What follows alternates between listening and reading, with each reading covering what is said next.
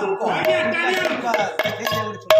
শুনকই রাগো আজ্ঞা শুন আজ্ঞা এ ভাস্কর বাবু আজ্ঞা আপনা হালা চারি মাত্রা কে কোনটাই ওড়িছে কি হবো চারি মাত্রা এ কোনটাই ওড়িছে শুন ভাবুଛନ୍ତି রাধা বল কোপরে বসে কি আজ্ঞা বলে এ কদম বনে বসে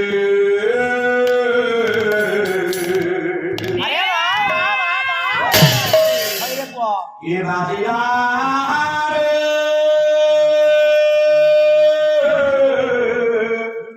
रे बाजिया आरे ये बंदा बने बंसे बाजिया बाजिया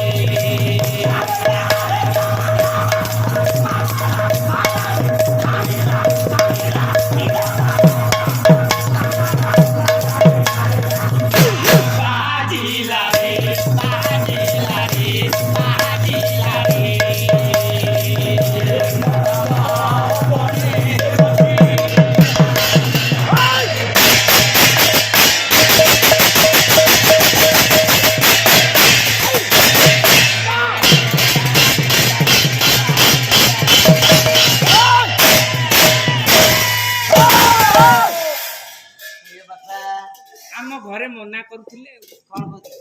ଆମ ଘରେ ମନା କରୁଥିଲେ ଆସିବା ପାଇଁ।